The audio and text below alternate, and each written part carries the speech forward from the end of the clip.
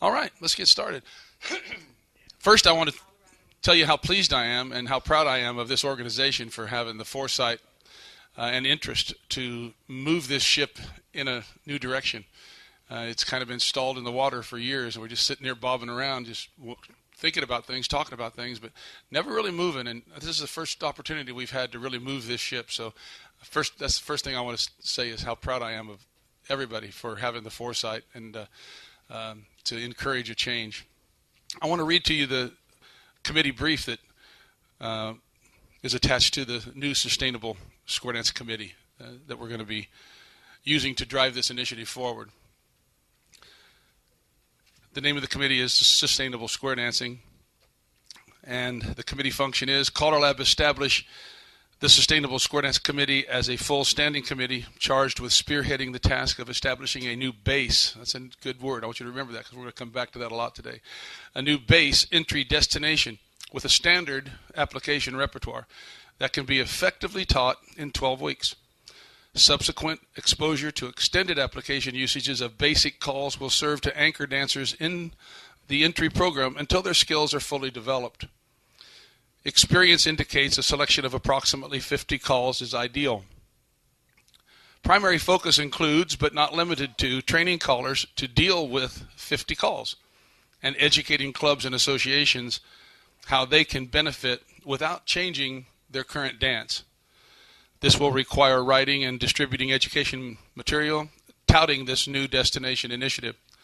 The CALLERLAB Board of Governors will be kept abreast of every detail and will be asked for their approval before publishing anything or distributing anything. We want to make sure everybody's on the same plane as we roll this down the road. So, accomplishments so far. The Sustainable Square Dance Committee was partially formed last year with an ad hoc committee. That ad hoc committee was charged with writing an extended applications document. That's been slowed just due to not being able to engage some of the people that wanted to work on the committee.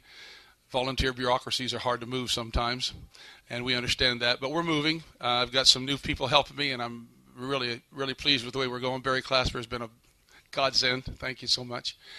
But we're moving on that, and we're going to continue to move on that, and the reason that we need that, we'll kind of talk about that in a little bit later on down the road. But extended applications, we're not trying to make professional dancers out of these people by any means.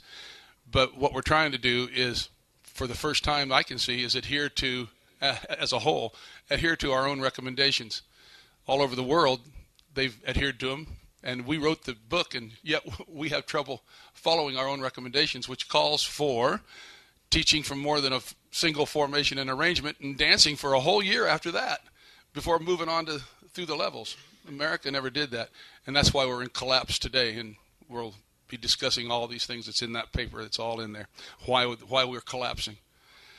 Anyway, the EA Extended Applications Ad Hoc Committee had some trouble with new help. We're moving on, and we'll talk some more about that later. The future activities of the committee is designed to be proactive. We're not going to sit back and wait for people to ask us questions. We're moving, and we're going to move forward with like-minded people. However, the committee will listen to, review, and act upon information and suggestions acquired from other committees. Their ongoing work that slightly crosses over with this ongoing work will also be reviewed for publication and meshed together in some way. I've already talked to several of the committee chairs about that yesterday, and we're coming up with a plan to do just that and be able to work together in a very, very viable way. The Extended Applications Ad Hoc Committee will continue working on and developing a user-friendly guide for not only extended application but for standard application flow modules. What we mean by flow modules is short sequences that are well-timed, flow good, the body mechanics are there, and there's a lot of stuff that we're not even using as far as standard application goes. We're kind of in a rut, and we're going to get out of that rut, and we're going to put forth a lot of nice standard application flow modules and there's a ton of them. Talking with the committee chairs yesterday, we just sat down and talked for 5 minutes and came up with dozens of nice flowing modules that we know darn good and well our mainstream dancers couldn't do today because they're just not being taught. They're being rushed through and then on to another level. And so we're trying to slow that whole boat down. This ad hoc committee will also focus on caller mentoring.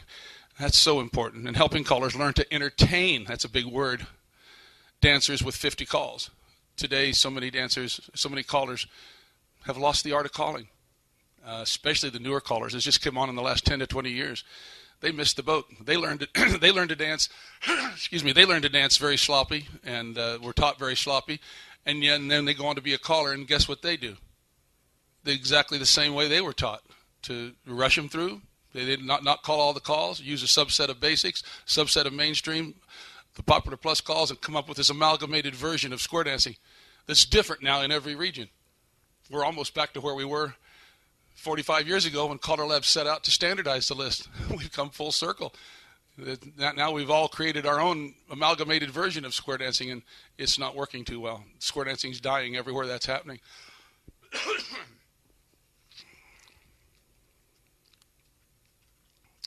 But caller training and caller mentoring, and what we mean by that, and I'm really going to put the hurt on a lot of my friends. Tony Oxendine, I'll start with him. He needs to, along with many, take one caller in your area and take that on as your personal project. And that's your personal project. I know some of you are already doing that, and my hat's off to you. Thank you so much, because that's what it's going to take. These callers need help. And the better callers, the experienced callers that can entertain people with 50 calls, it's not only choreography, it's timing, it's presentation, it's delivery, it's enunciation, it's a whole host of things. Learning how to sell a singing call. It's not just about the choreography. And we need the best talent we have helping other callers that are like-minded and interested in moving forward to help out. Don't sit back and rest on your laurels. Let's go forward and help other callers come along with us, because they're going to have trouble. They're not used to dealing with 50 calls. Without relay the deucey and load the boat, a lot of callers are going to be lost in the woods. And that's a fact, like it or not. Not in every area, but in most areas. Not in every area, but I guarantee you, most areas. There's not a single mainstream club in California. There's very few out here in New England. In New England, there's none in Chicago. I can name you a dozen other major cities where. So we got a problem, and that's what we're addressing today.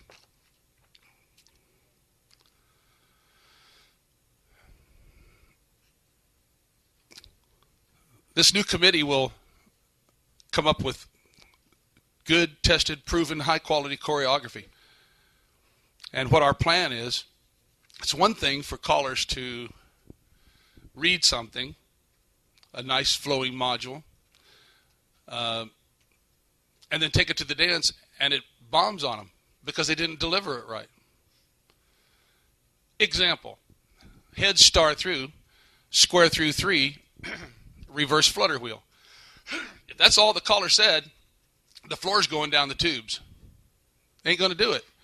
But if the caller said, head star through, square through 3, boys, get ready with your left hand now, look for each other, reverse flutter, here we go. Veer right, wheel around, chain down the line, slide through, and element left. Nice flowing module, but they're not going to get that out of written words. Never. And so how is this caller that wants to help, and he's on board with this whole thing, we don't want to give a monkey a loaded machine gun. We want to give them helping tools. So how do we do that? Our idea is to have the best talent we have make videos for YouTube showing these callers how to do that, what to say, when to say it, and give them the delivery skills that they need to pull it off when they get to their club. Most callers I know have good intentions, but they get to their club or their lesson that night and they go, oh, God, I didn't do my lesson plan. Well, I guess I'll just go in and wing it. That's a problem, too. With YouTube videos and the CALLERLAB website, posting them up there with the links, and they can go to the Sustainable Square Dancing website, click on YouTube videos for all these calls, and go down to wheel around or square through or whatever it is, and click on a YouTube video and watch some of our best talent in the world delivering that to a square of dancers on video, and watch how the mechanics of it work. Listen to what he says, how he delivers it, the timing of it. I think that is going to be our best foot forward. Is there anybody in this room that would disagree with that? Me neither. We don't have that now available to us. We've got Tamination, but Tamination doesn't really do that.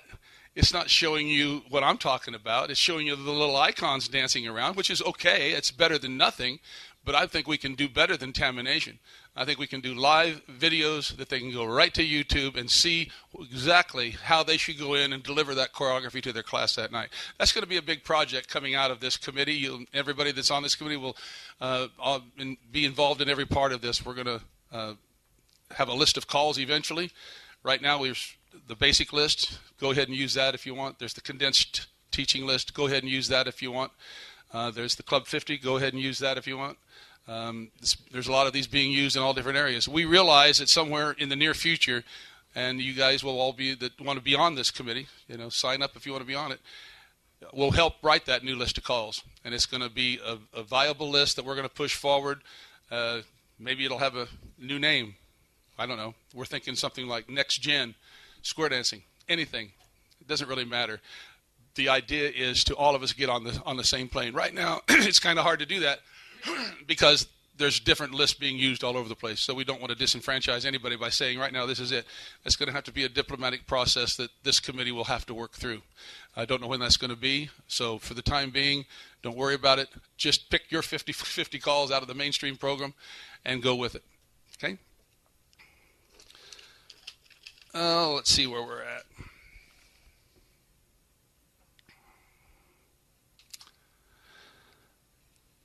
I think between the committees that are working now, the training committee and the choreographic applications committee, we're going to maintain some type of a choreo repository for all of the flow modules that are created. You'll be asked to send in some. It'll have a review board. We'll review them. If it makes the cut, it'll go into the repository. And at one point or another, we'll cycle those through onto the YouTube videos. On the Sustainable Square Dance Committee site, we really don't want to overwhelm the callers when they go there. To go to look at a document with 200 different flow modules, it's kind of overwhelming. We want to pick out the best and then every couple of weeks rotate it and have some choreography that rotates in videos. They can go to any video, but have some featured choreo maybe we still do that. We have the what they used to call that, where you had you picked out emphasis calls, and we're going to bring back some of that sort of stuff as well. And a lot of callers have asked, how do we entertain the people over a long period of time? Because that's what happened to us in Fairfield, Iowa. We had 3 classes under our belt. We had about 4 or 5 squares dancing at that point, 50 calls. And then we wanted to take a break over the summer and start our next class in September.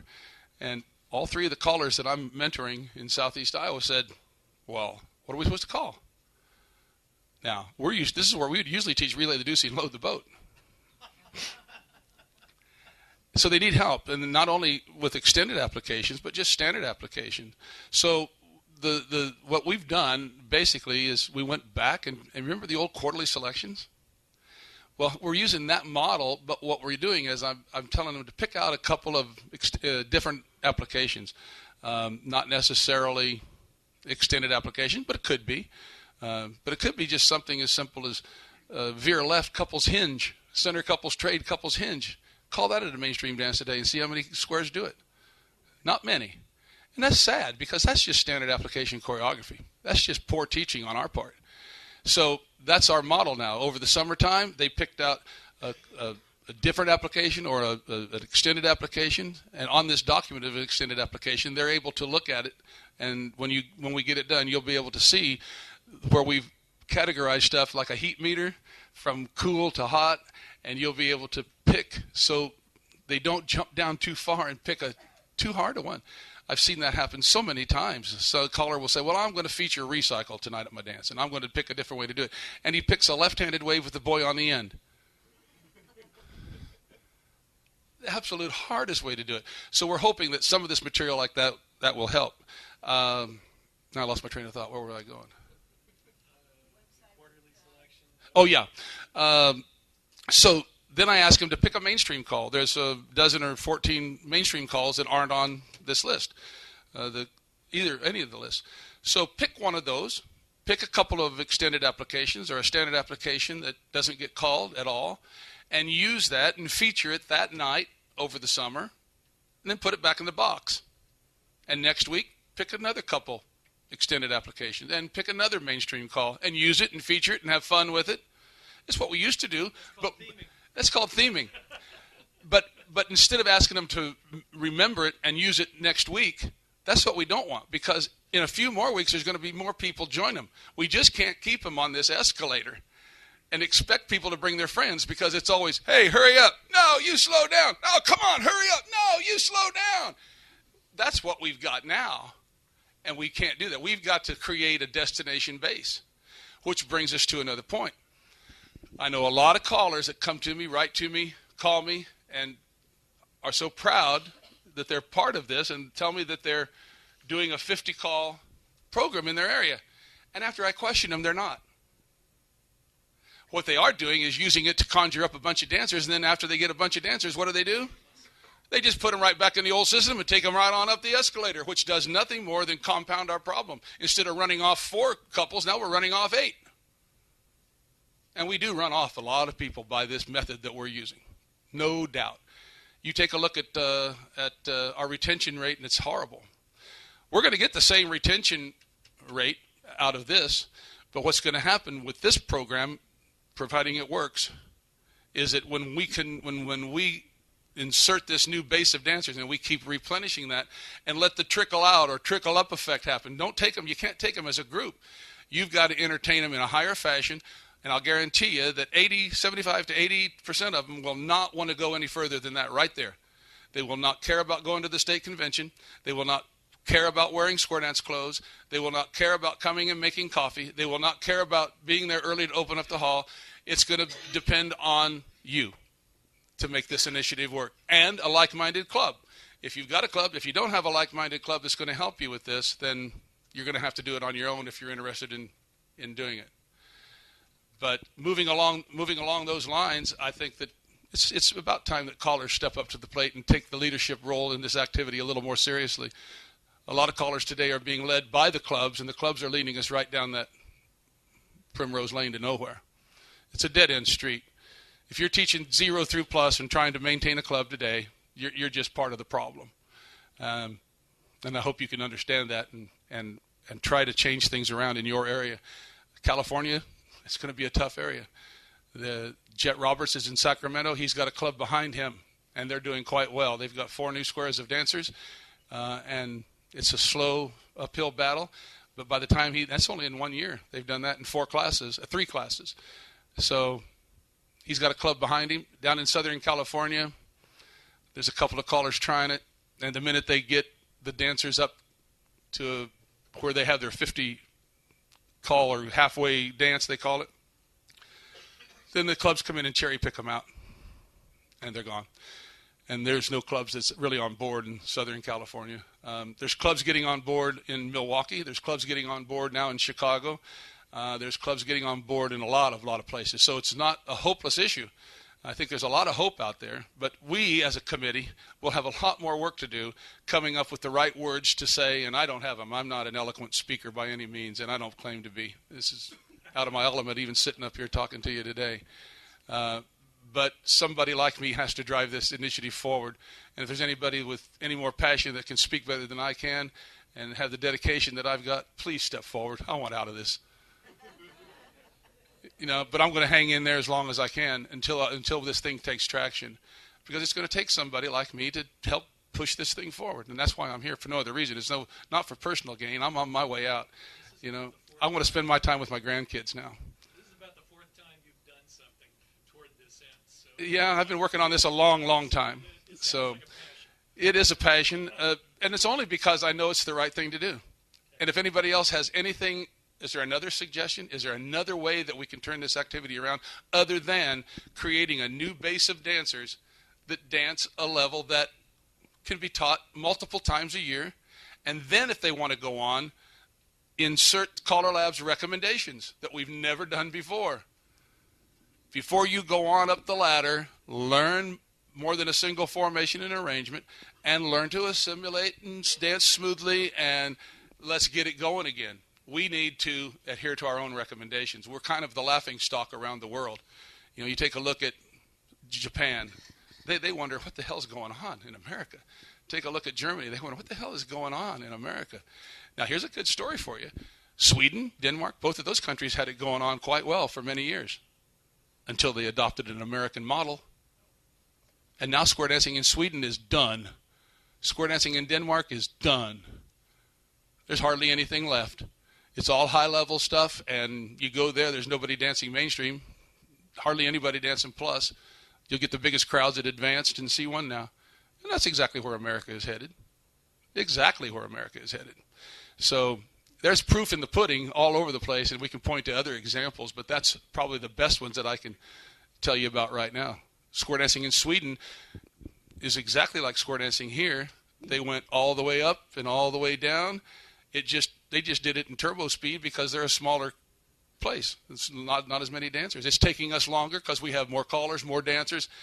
But lo and behold, we're on that same trajectory up and down, and we're on the downhill slide now. We're going out if we don't do something. So, this committee will be open to everyone. However, we prefer that members have an interest in learning to present and promote this new initiative. It means both calling and speaking to your clubs and your associations, and this committee will be available, and we'll work out ways to get some representative from this committee to come into areas and do some clinics and some talks. And if this committee can help you in your home area anyway, that'll be something that you can ask for, request, and we'll see if we can't see if we can't make that happen. With that being said, I'm going to open it up for questions now. Let's just talk about it and do a little brainstorming. And if anybody has any questions that they'd like me to answer or somebody else to try to answer, we'll certainly try to do that.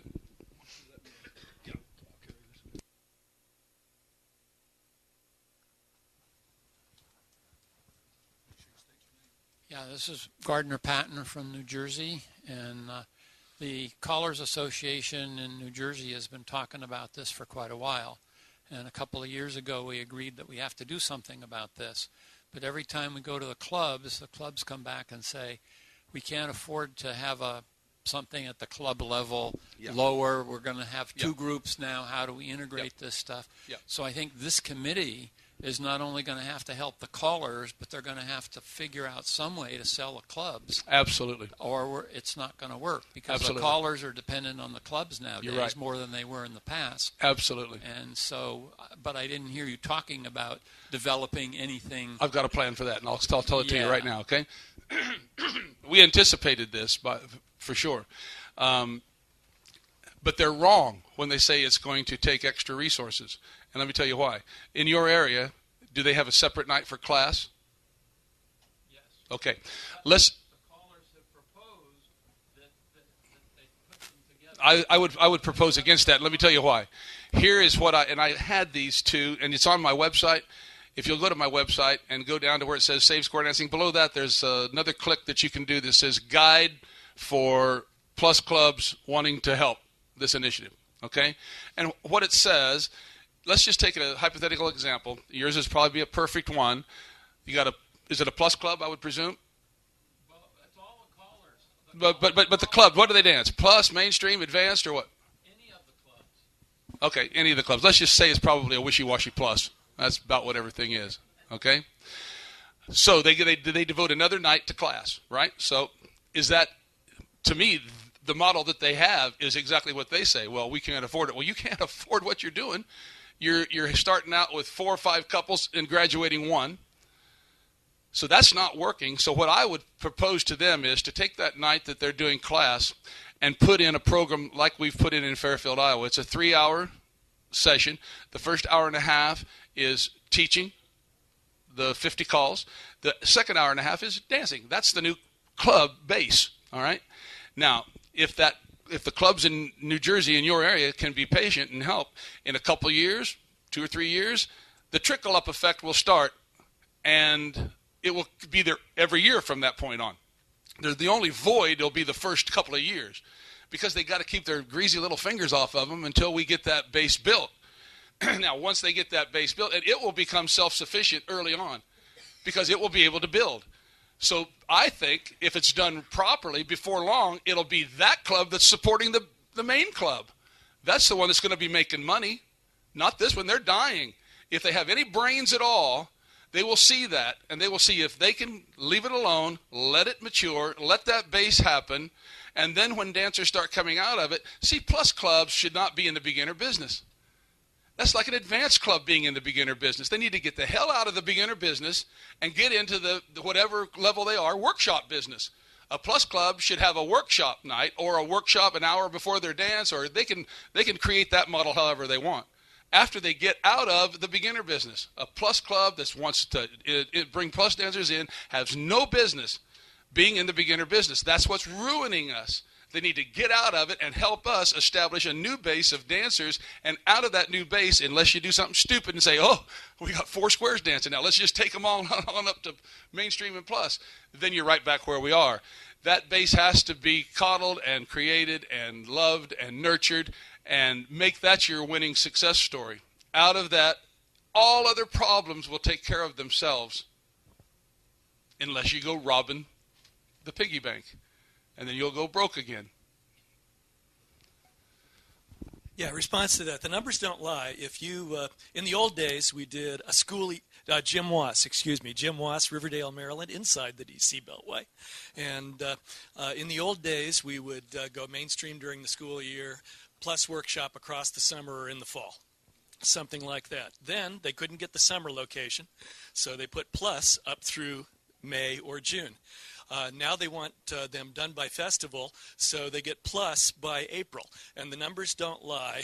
Either too much material in too short a time, or too much before they've had an opportunity to settle, your numbers go down. So if we teach, say, mainstream and plus we teach basic in 12 weeks, we retain 80% of the dancers. We teach mainstream in 24, we retain 65%. We teach plus in 36, we maintain 50%, maybe 40%. Now, if we try and teach those plus in 30 weeks or 25 weeks, and that's happening, now you're retaining 30% or 25%. Those are really sucky numbers when you consider that the average square dancer lives in the activity for 3 to 5 years. So if it's a 3-year square dancer and you're retaining 25% while losing 33%, you are out of bloody business in 12 years, regardless of what number you start with.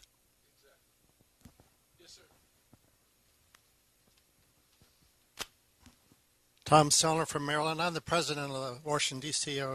organization, and I've been working with the Baltimore Dancers Association. This is one place you can go. Talk to the whole association because you have all the clubs. Last summer, because the National was regionally in Massachusetts, the Baltimore Festival had virtually no mainstream dancers come and dance. 2 squares is all they had. And most of the time they didn't have 2 squares. They couldn't even run the hall. So they woke up on their own. So before even I talked to them, they had started a class level series that met every week so that they could help their classes. They had a class level chairman who made sure that all classes had angels for every one of their classes so they could run their classes. Now, they still haven't decreased the program.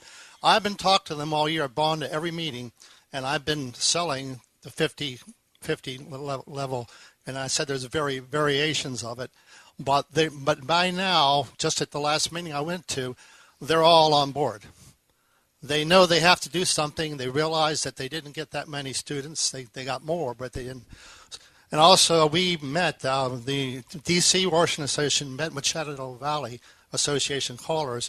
And there's about 5 of us in the area already teaching these programs, and some of them have already started clubs at the 50 level that are less than mainstream.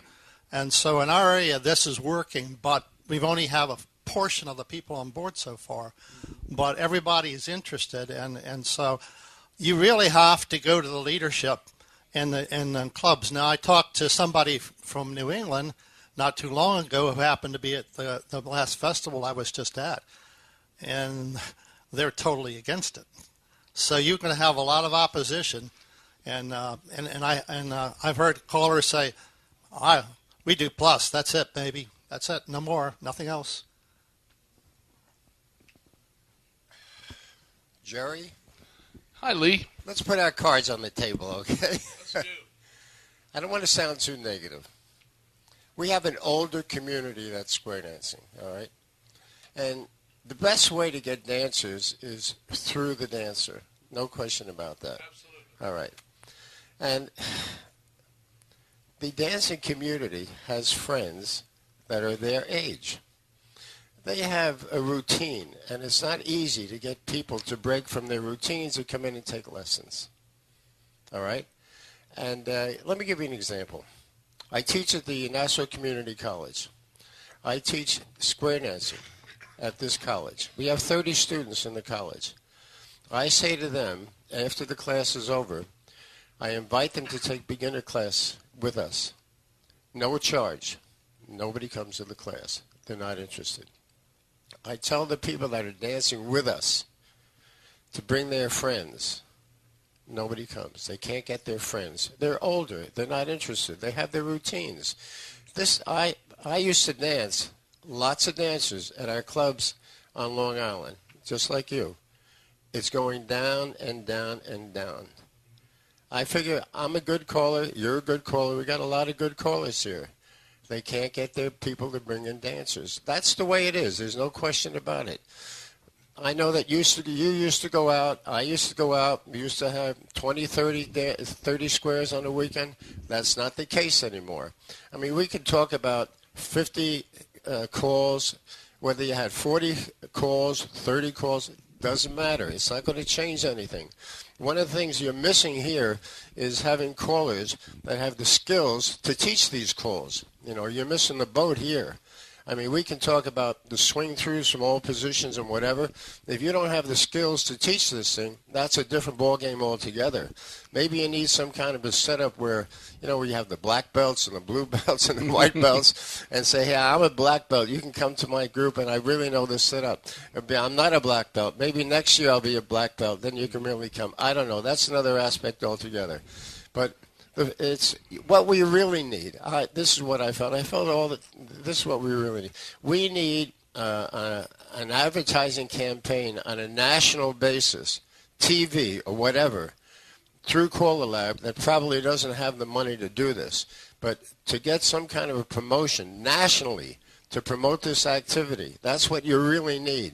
I mean, we're just fooling around on a local basis to try to get people to do it.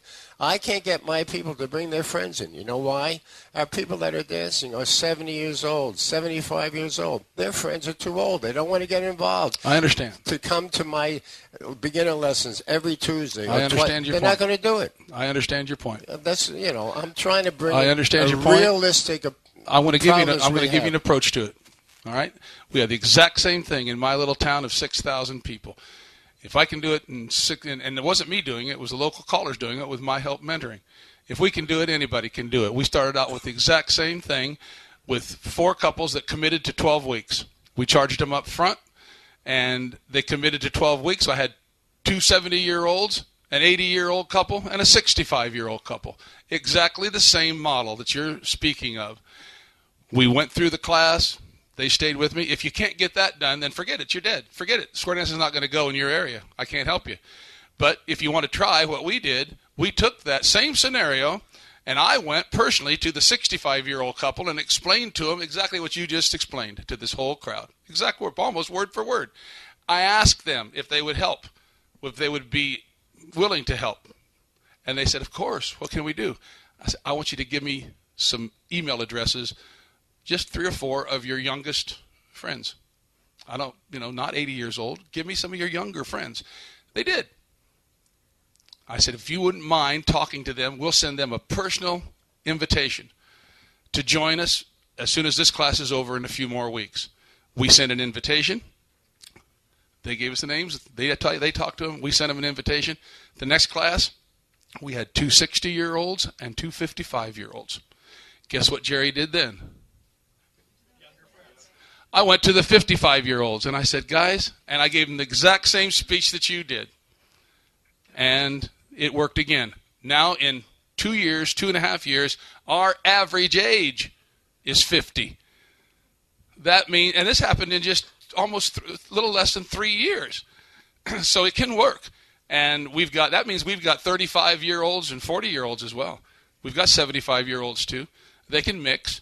And if they can't keep up, the nice thing about this system is we don't let them go on anywhere. And we don't. And when they try to stay over and dance the last hour and a half, if they look like a ball on a pinball machine, we go to them as a leader should and say, George, Ethel, I think it's a good idea that you come back through the class next year. We won't even charge you for it.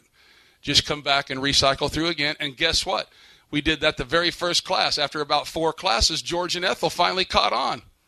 Now George and Ethel is finally being able to stay over and dance with their friends for that hour and a half. But it's a lot more friendly atmosphere than we've ever created in this activity before.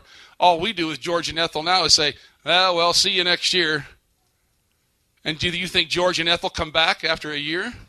George and Ethel are gone forever. So I guess I disagree with you, Lee, respectfully. I think it can be done. And if we're too old and our people that we know are too old, then maybe we got to go take up senior bowling. I don't know. But maybe square dance is just not going to go in that area anymore. Maybe New York people are different. Yeah, they could be. Yeah. No, we buy the corn. We don't.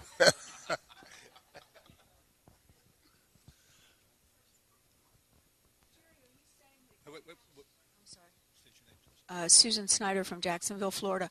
Are you saying that you have class and dance on the same night? Correct. You're not saying to have it on separate nights. No, I'm saying let's say that you have a plus club, all right, and that plus club is holding classes on another night of the week. They should take that class, do away with that class that they know that they're doing right now, and turn it into a 50-call initiative. And if it's a Tuesday night, ours is on Monday night. Monday night at 6:30, we have the 50-call class, 12-week class. And then at 8 o'clock, the graduates that graduated the first class, then they stay over and they dance. And we teach them how to dance smoothly and how to make themselves look good. And that it slows the whole process down. And guess what? That class that graduated and went into that dance come early all the time. At least for the first 2 or 3 classes, they'll bring their friends. And they're coming at 6:30. And once their friends get to going, then they'll wait and they'll come around 7:30-ish, and maybe dance the last couple of tips with their friends that are in class, and then stay over and dance their hour and a half. And that's our new club. That is the new Fairfield Square Dance Iowa Club. And we don't even have a name. We don't have officers. We don't have people to come do this and do that, and it's amazing. If I'm the one, they schedule me in to call when I'm there. We just have a group of like-minded people that love to get together. Everything gets done. I'll show up at 6 o'clock to set up the equipment, and about 5 after 6 or 10 after 6, here comes a couple of couples in the door, and they start moving chairs around and moving tables, and by 6:30 we're ready to dance, and after the dance is over, a few couples stay around and move everything back, and it's not a club per se. We don't even have a bank account. We just run everything cash, and everybody puts their money in a box at the beginning of the year. They pay for it, and we put it up on the shelf, and we distribute $30 or $40 to me or whoever's doing the class that night, it's not the money that's the issue, and we don't want club structure, to tell you the truth. I feel that that's a problem in the beginning. People don't want that today. They want to come in and just freelance around, and we're giving them what they want. Yeah. The other problem we have is we run people off with all the dances we're trying to promote. The state convention. I finally told a friend of mine the other day, if I just give you all my money, will you quit trying to sell me things? We had a couple tell us they left because every time they came to a dance, somebody was trying to sell them a raffle ticket or a whatever. That happened to us too. Same thing. And we had the clubs from around the area come in and start cherry picking. And we'd catch them. I'd see them over there talking to the new dancers, whispering. And I'd go up to the new dancers and I said, "What did that guy just tell you?" "Well, he told me that we don't really need to do this. We just need to come on over here and learn relay the deucey and load the boat and get into their club, and so we can go to the state convention coming up next month." That's what they did. So you have to be a leader. Jerry went to him and said, "Sit down. Let's have a talk. And I explained the whole situation to them in a nice way. A couple of them got mad. There was 4 couples that were doing it. 2 of them got mad and said they'd never come back. That didn't break my heart. And they're even gone now. They're out of the picture. So why they were old and didn't understand, and so good. They're gone. The 2 couples that stayed, they have been in it long enough now that they can tell you that I was wrong in the beginning doing what I was doing. Jerry was right, and we left them alone, and now they have made it in 2.5 years. They're seeing there's about 2 squares out of 100 dancers now. We have about 2 squares that can flat dance. They dance smooth, they dance pretty, they can do left, they can do half sashayed, and they can do plus, plain vanilla with a little bit of extended applications, the way it should be. And they're having the time of their life, and they're on board, and now they're going back, and they're my new guard. I don't have to say, they do it for me. And when they hear that happening, guess what? They're on board with it. It's all changing the model. My suggestion to you would be the same thing. Tell your club to shut up. Leave them alone. Get out of here if you're going to do that. But they don't want to go to the state convention. See, that's what we keep thinking. We think that we need to produce these dancers to get into the activity as we know it. Wrong. We need to produce these dancers to have a level of their own. And they, honest to God, most of them, unless you tell them about it and you encourage them, they're not even going to care about going on to your state convention or to this. We can't even get them to go 20 miles down the road, can we, Tom? They don't want to go. They love dancing right there once a week, and if they skip a couple weeks, guess what?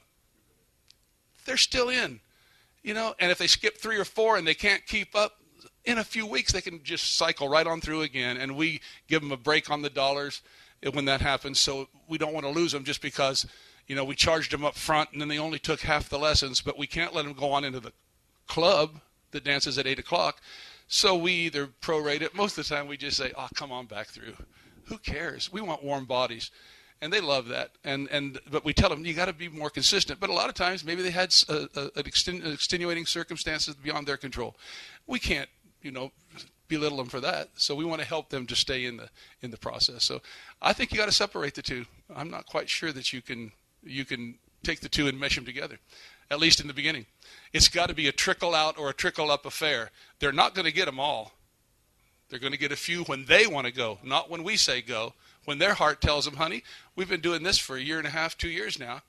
Let's go. And then when they go, the club needs to have sense enough to offer them an extended applications workshop along with their learning their rest of the mainstream calls and the plus calls and what have you. You just don't want to take them out and right away teach them half the plus list and throw them into your club. It's got to be done in a systematic way, and that's what this committee is all about, is to come up with those ways that we're going to suggest and recommend that clubs do business today. They never followed our lead before. Hopefully, if we get behind this initiative, we can all push it forward in a way that will actually benefit all of us and the activity in the future. Bob Asp, Illinois, in the Chicagoland area. And I'm doing this project with my 2+ clubs.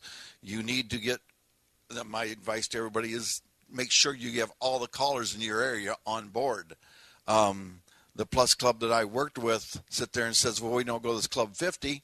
We still got Bob Asp to do our lessons. And I looked at him, I said, no, you don't. Bob Asp's not teaching plus no more. Bob Asp is teaching Club 50. If you don't want to get on board with that, then you find somebody else. But all the callers in our area, well, I'm working with another young lady that is helping me out doing this. We sat down and we talked, and this is a program we're going to go with. And the callers in the area have to get on board with it, and that's about all I got to say. Tom Sellner with Maryland. When I'm talking to the Baltimore Association, I'm getting them on board slowly, and I would suggest it to them that they start by having half nights where they have mainstream for the first half of the night and plus for the second half. And if they want to run plus workshops before that, and that way they can get new dancers into their classes, because we're going to be teaching mainstream or less in our area starting already. And so we're already, and they're realizing they actually are starting this in the Baltimore area. At the last Baltimore Association meeting, was only 2 weeks ago, everybody came up to me after I made the speech again and came up, and they're very interested in the Club 50 and all. So I don't know how well it's going to take off, but all the clubs say we're in trouble and we have to do something. So you have to go talk to the, if you can't yell at each other, you got to go to their meetings, ask permission to talk and speak. You've got to work at it. You can't just, let's have a thing over here and we'll ignore the dancer associations and the clubs. That's not a good idea either. Right. Scott? Scott Brown from Pittsburgh, PA. For the last several years, Lisa, Sean, and I have studied very closely what we would call sustainable square dance programs.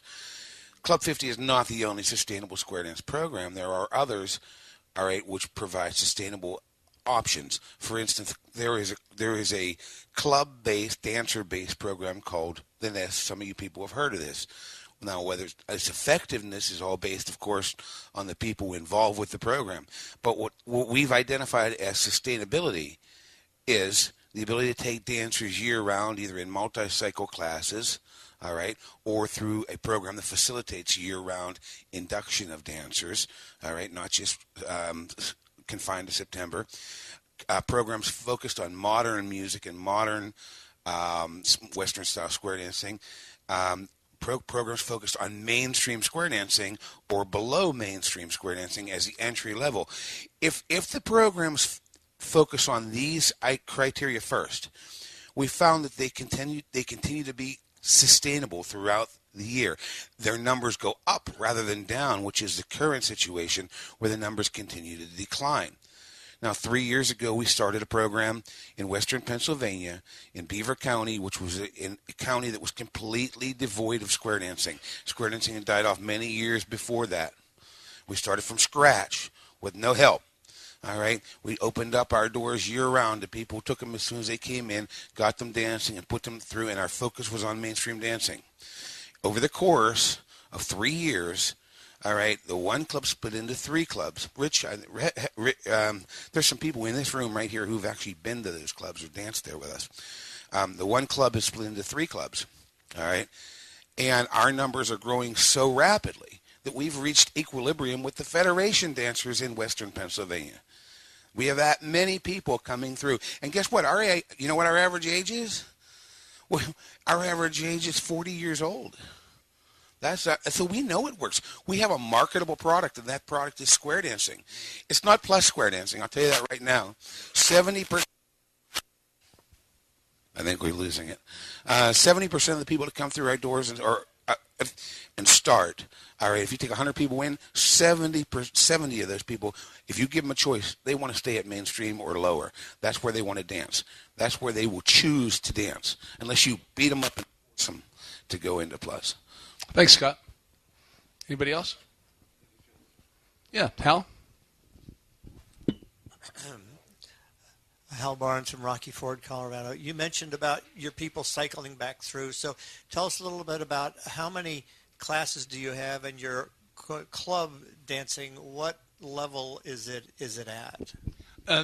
There's only one club in Fairfield, Iowa. We're like you, Scott. It had burned out 15 years prior. There was no dancing in Fairfield, Iowa. The closest was Mount Pleasant. No, they don't even have a club there, do they, Tom? Ottumwa, Burlington. And so when we started, there was dancers coming to Fairfield right away to help. They were energetic about that. But we started, and we do 12 classes. And then right away, a week or two later, we'll start another class. And it's amazing. Once you get this fire started, it brings back our best recruitment tool. I agree with Lee that we need a national campaign. But before we have that national campaign, we have to have a good product. I would hate to see us have a national campaign now, for God's sakes. All we'd be doing is putting more people into this awful system that we've got. We need a marketable product. We don't have that today. So and our most strong recruitment tool is friends bring friends bring friends. It always has been. So now if we can do another class and their friends bring their friends, and about halfway through it we start telling them, and they start coming up to us, hey, when's the next class start? We've got more friends than one. They want to bring their friends, but they don't want to do it the way we do it. We have to give it to them in doses that they want it in. They want it quick And it's got to be fun and energetic, and it can't be lollygagging around between tips like we do today. We take 2-minute and 2-second breaks, and we're back on the floor. And they shift around, and we go, and we go, and we get 6 tips in an hour and a half. You got to keep it that way, and the dancers love it. They come out, they get a good night's exercise, a good mental stimulation, and it's a great social thing for them. It's a whole new bag, and that's what we have to do. We have to create a whole new bag. Isn't it a given that we have a marketable product? How we deal with it when they finally get into that is another story. You think we have a marketable product now? Absolutely. See, I don't. I don't think there's anybody that will stay in class for a year. Well, we're talking about 2 different things. I don't think we. The product is marketable. How they get in is another, what we do with it when they finally get in there is another Desirable versus marketable. Marketable includes time and place, not just content. I think the product is marketable. When they get in there, and how we deal with the product is another story. I think you got 2 different aspects of it. Well, but you can't drain the pond all the time, Lee. How are we going to fill the pond? The pond is dry. You just want to keep sucking them out of here and taking them right on up through Mainstream and Plus and right on up through Advanced and Challenge and out the top 3 end? different aspects we're talking about. The product is good. We have it. The thing is, how are we going to get him in there? When we finally get him in there. That's a different product. Our product now is either take him to Mainstream or take them to Plus. I think you're talking about 3 different things here. We have a good product. That's square dancing. I guess we're talking about the model in which we get them in, is what you're saying. Well, that's Did you after me? Yeah. All right. I just want to make a couple of points right here that has been brought to my attention. This sustainable square dancing is not designed to take the place of anything. Okay? If you love what you're doing and you think it's successful, then by all means keep doing it. This is for the people who are looking for something else to do. They're having trouble, they're struggling, they're crying, they're begging, and they're begging CALLERLAB for some help and for suggestions. This is one of the things that we can present to them. If you want to try it and get on board, and it's already proven that it works, come on, get on board. It's for like-minded people. If you don't think this is the thing for you, then by all means you don't have to try it. Another thing that I want to point out is there is a thing that's been conducted called frequency count. Does everybody understand what I'm talking about? Frequency counts? Okay, if you don't know what that is, you can try it in your home area. Now, it's quite a lot of work. However, it can be done. You can tape dances. Okay, tape regular dances. Tape several of your dances, and then go back and then start counting the calls that you use. It's already been proven. It's already been done. A lot of the naysayers that said it wouldn't work are now convinced that it does work, but it's been proven that 35 to 40 calls is what we use 85% of the time.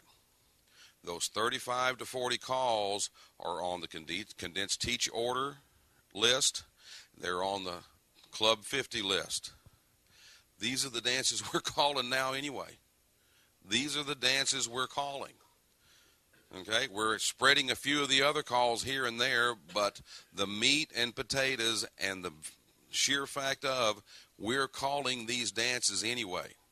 So why don't we just get on board and just quit banging our heads up against the wall? What's that lady? We got to stop the madness. We got to stop the madness. Try it.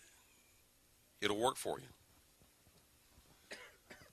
Jack Platties from Cincinnati, Ohio. I got 2 things I want to share real quick, okay, that I would like to see come out of the Sustainable Square Dance Committee.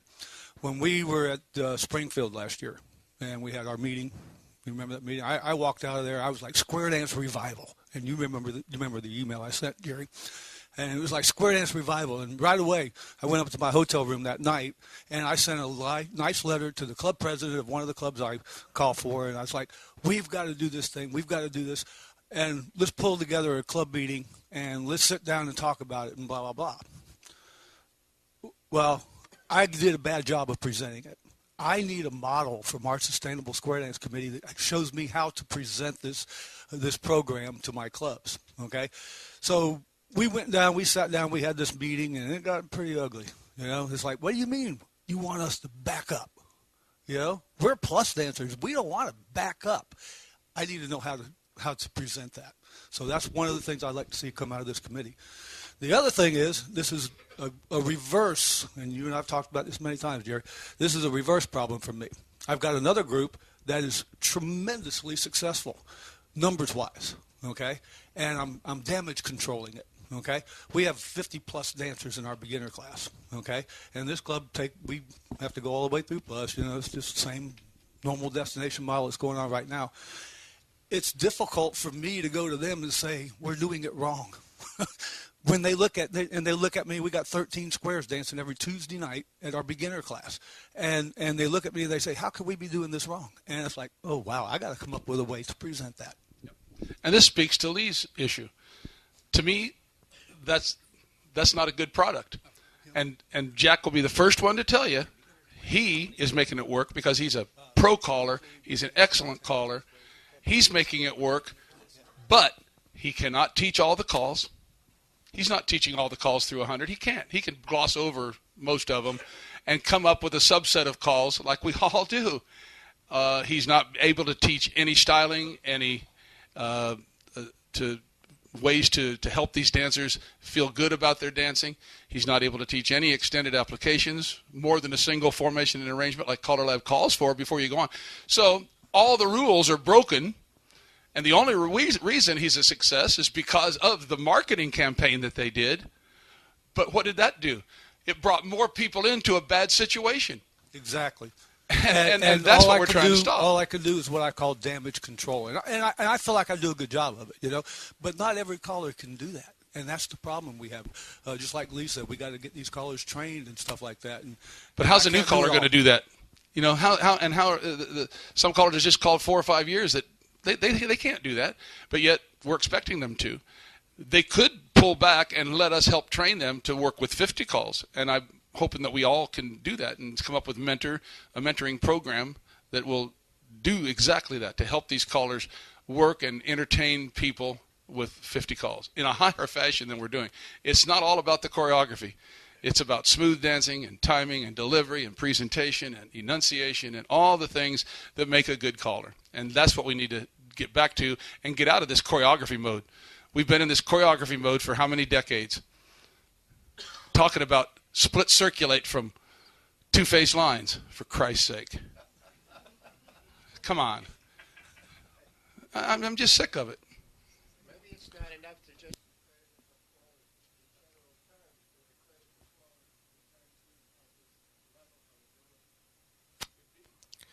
Tom Manning from Iowa.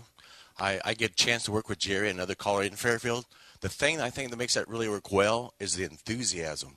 You go there, and if you don't have a good time, it's your fault. And a lot of callers, when they get up there and call, they just stand there and do nothing, actually. They don't entertain the dancers.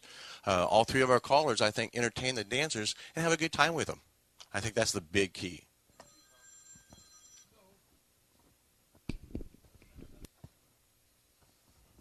Scott Brown from Pittsburgh, PA.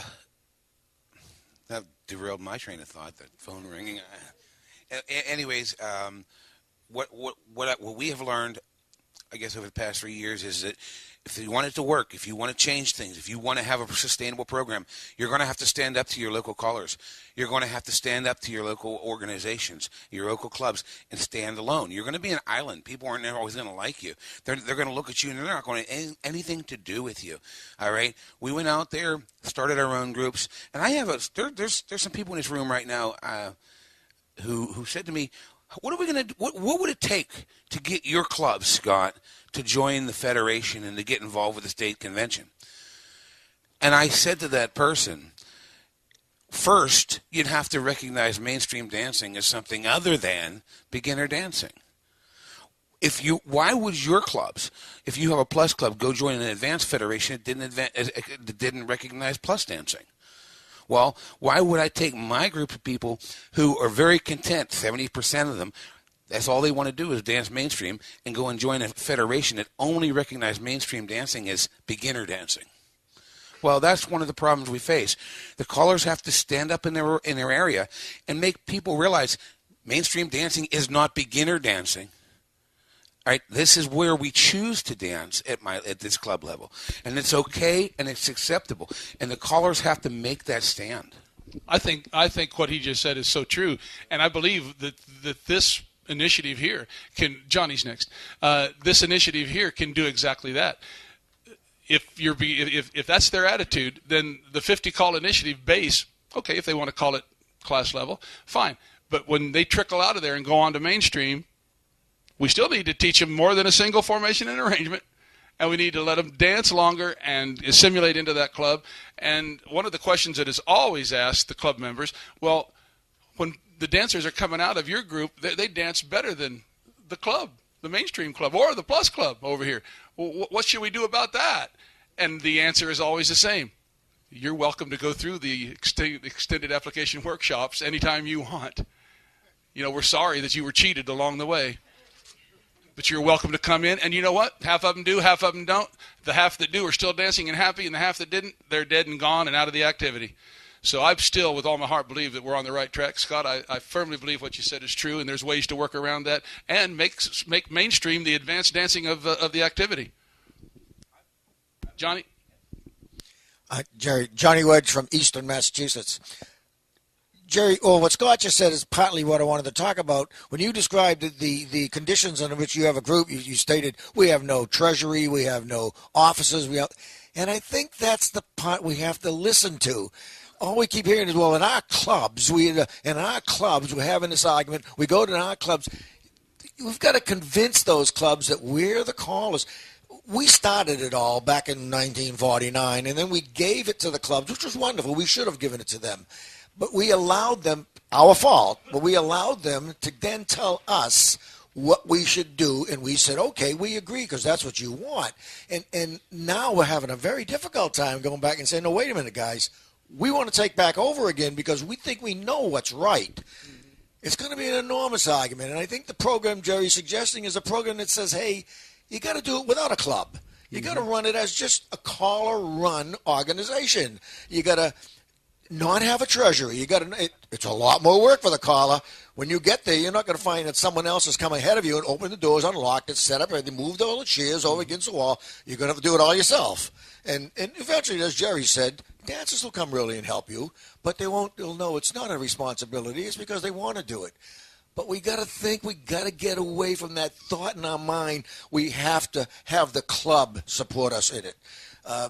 There's money in the club, but I'm with sorry. you, baby. Absolutely. Jeremy? I'm in business for myself. You want to come, come. You don't want to come, stay home. Jeremy Butler, Virginia Beach, Virginia. Yeah, just up the road. Let me tell you how I presented it to my Plus Club and got them on board. All right. My Plus Club had 27 students last year. Of those 27, we had 4 surviving dancers that got through Plus. 4 survivors, and now, less than a year later, I've got one of those that is actually coming out and dancing. My club said this isn't good, so they were already ready to look at something else. But every time I tried to present this, they kept asking me the same question. Well, how do we get them into the club? You know, we're teaching them these 50 calls. How do we get them into the club? When do they get to learn Plus and come dance on Saturday nights? My answer to them was, this isn't about getting them into the club. When they start dancing in our class and our dance that we're going to have on Monday night, they are in the club. This isn't about getting them to Plus to dance on Saturday nights. This is about expanding our club to include 2 new landing places to catch people that don't want to do anymore. We're going to expand our club to include 2 more levels. And I hear some people say, well, you know, we have problems with halls in our area. They're too expensive, blah, blah, blah. You got 100 dancers. Your problem is not money. He's got it figured out, folks.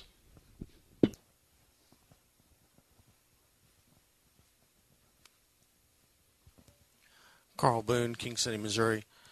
What you're describing is a farm team for a baseball club. it's your beginning level. And why do you have to change a club? Why not just start another club? Be a feeder club. That's exactly right. I think every plus club should have a farm club. If you don't have a farm club, then you're cheating the whole system. You're just wanting to take the cream of the crop and throw away the rest. We're wanting to keep the throwaways. And that farm club that you're talking about is a great simulation. That's absolutely perfect. And every club should have one.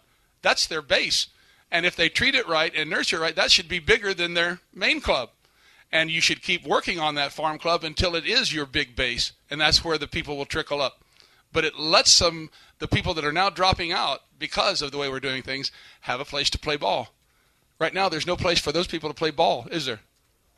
We either lose them, and then they're gone forever, and they go tell all their friends what a horrible experience they had.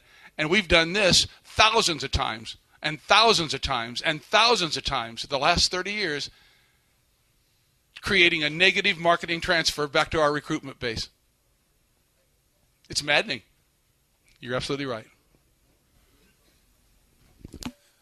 Barry Glasper from Toronto, Canada. I just wanted to maybe look at this whole thing from a little higher altitude, the 50,000-foot view as we talk about. I've been a member of CALLERLAB for a long time, but I've only really been active in the last 15 years or so. And when I first started coming to convention, the attitude among us was, we don't have a problem. Right, everything's fine. There was a few people out there who were saying, I think we have a problem. We're seeing our numbers going down, and we're not really seeing a way around that. But most of us were saying there's no problem. And then we evolved into a stage where everybody thought there was a problem, didn't really know what to do about it. We got into a real doom and gloom kind of phase where, my God, we're all going down the tubes, and the world is coming to an end. And it was kind of a downer almost coming to convention and hearing some of this stuff. We bought into the fact that we had a problem.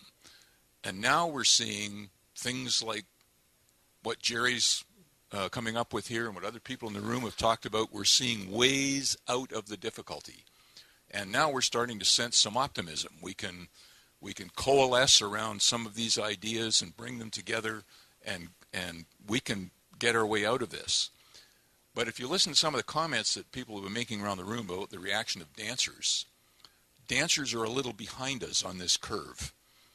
They've only recently come to the realization they have a real problem. And we've seen some of the people say, yeah, my club realized now maybe this isn't working, and they're ready to listen. But it's only recently they've been ready to listen because they've been behind us in this moroseness curve. So I think we're at a real tipping point, to quote Malcolm Gladwell. We're at a place now where we can really make something work because the dancers out there that we have are ready to listen, so we can start moving them towards a direction that's going to allow us to really rebuild this activity. Now, you as people who are here at this convention have a real opportunity. You get to see what's going on all around, literally all around the world, because you've been able to come to this convention. You've taken that opportunity. Sorry, folks, that makes you leaders. That means that you're going to have to go back to your areas and do your best to transmit some of this knowledge, and more particularly some of this new attitude. We can revive this activity. We can build it great again. It's not going to look like it did 20 years ago. It'll be something different, but it's still going to be there. I like the model that Jerry's talking about. You know why I like it? Because that's the model I learned to dance with. In the early 1970s, we had a group that had a beginner class, followed immediately the same night by the club. And that's all there was. There was class and there was club. And we all danced together and we had a great time. And most of the people who were in that club didn't really care if they went anywhere else. Exactly the model that Jerry's proposing, and that I've heard other people in the room say, yeah, that's really kind of how it works in our area. There's little differences here and there, but by and large, we're starting to come to an agreement about what the page looks like that we should be on. So I'm asking you to take the leadership position that you've automatically taken on by coming to this convention and hearing some of this stuff. You are now the leaders in your area, because not everybody else in your area has the opportunity to hear this stuff on a regular basis. We're trying to help. CALLERLAB is trying to help. We've put a new repository in place that we're calling a knowledge base, where we're trying to collect stories like this, information like this, so that people that are out there that don't have the opportunity to come and hear it firsthand, face to face, can find a place where they can go and see these winning ways stories, as we call them, things that people have done that have worked. They can see the context that they worked in, what people did to make it happen, and they can extract those ideas out and figure out how to make them work in whatever their local environment is, because everybody's environment is different. You can take exactly what Jerry's doing and you can put it somewhere else and it'll die big time because of some circumstance in that area that is just different. So whatever you choose, if it's one thing that you choose, it isn't necessarily going to work. But when you can see the panoply, is that how you pronounce that? Panoply? Panoply. Panoply, that's the word. There's a word for you, Vernon. Go look that one up. Vernon and I have a little thing about big words. You know, Canadians use big words. Means all the stuff. Well, that's 3 words, Vernon. But anyway, you're hearing, you know, the range of ideas. How's that? You're hearing the range of ideas. So, you know, you can take those ideas and mash them into the shape that you need to work in your environment. So we ask you to go out and help other people that don't have the opportunity to hear this stuff and get excited like we're getting here. Help them get excited about what they can do in their area and point them to the resources that are available to help them do it. Thank you, Barry. We're going to have to wrap things up, guys. We're almost done. But I think in final closing, I just want to invite all of you to join this committee if you're like-minded. If this is not something you're interested in, that's fine. There's no reason for you to be on the committee.